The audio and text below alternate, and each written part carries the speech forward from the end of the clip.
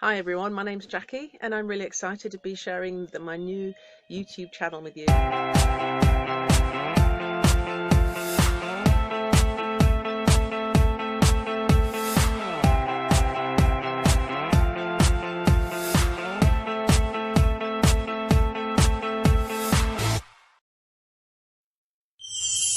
This is the Winterfell courtyard where they did all their jousting and lots of things happened, plus lots of fighting. And I do believe that is the Winterfell castle, and I'm not sure if that window up there is the one that Bran got pushed off. Probably was. So, pretty interesting. And then round the corner there's this beautiful, is it a lake or a river or an inlet? Inlet? I think it's seawater. Lovely spot. Well, I'm using one of these enormous cabbage leaves as a wrap. So I screwed it up and steamed it, which you can just roll it up and put it in the pot with a lid on, and steamed it for just probably 5 minutes just to make it softer. And then I put on it some homemade hummus, which I stirred in some red bits of pepper rather than blended in, because I thought it would make it too wet. So it's got chunky bits of red pepper in. And then I made this rice yesterday, which is wholemeal basmati rice, which I'd never had before.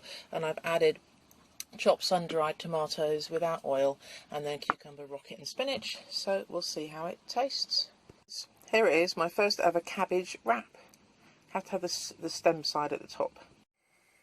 Well, I'm at the Edinburgh Festival and we're going to spend a lot of time in town without food basically, and I don't know what I'll be discovering. I'll be with people who aren't vegan, so I've made an experiment here. It's going to be a sort of a flapjack, and I was inspired by the chickpea and oatmeal crackers I made in the last video, and these are actually going to be flapjacks. So this is a whole tin of chickpeas chucked in and blended with the aquafaba that comes with it, which is supposed to hold things together like egg, and then equal amount probably, it all came sludgy, so then I stirred in lots of Jordan's chunky traditional porridge oats, and then with that I put a liberal sprinkling of cacao on it to give it a chocolate taste, a couple of dashes of maple syrup just to give it a bit of sweetness but not too much.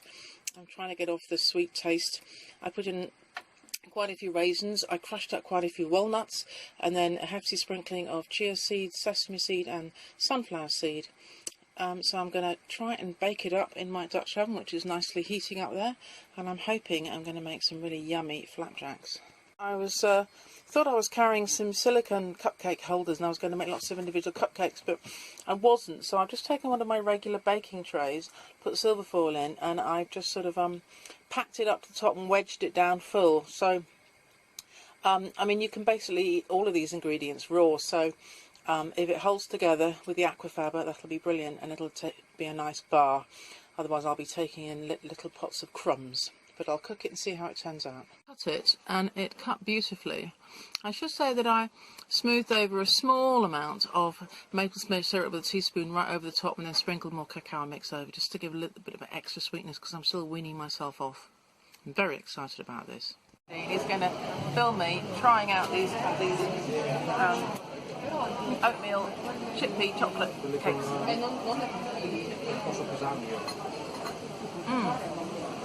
Bit dry, but the taste is good. It's a keeper. Go for it, Andy.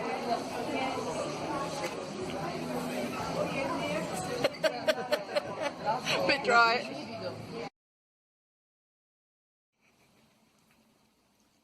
This is the inside of the quiche. Fairly healthy looking. How is it, Martin? Got chilli in it. It's got a bit of chilli in it, yeah. Yes, a bit hot. Oh. Well, this is the next morning, and as you can see, it's solidified much more. And so I'm sure it's going to be probably nicer to be warmed up the next day. The only problem was I was feeling particularly uncreative when I was flavouring it, so I just put in chilli and hot pepper and stuff like that, which isn't really what you want in a quiche. A bit stupid. If I did it again, I would put thyme in the base, which would be very pleasant, and then probably something like basil or parsley or Italian herbs or something more creative in the top. But as far as texture goes, I'm very pleased with it, and I think it's worked well. Right, dinner tonight is falafel. I was delighted to find a mix that seems to have mainly good stuff in it. Chickpea flour, breadcrumbs, and then just loads of spices. So rather nice. I hope we're just going to bake that in my Dutch oven when I finish the flapjack mix. I've got some grain, which I will tell you about in a minute. I'm having Brussels.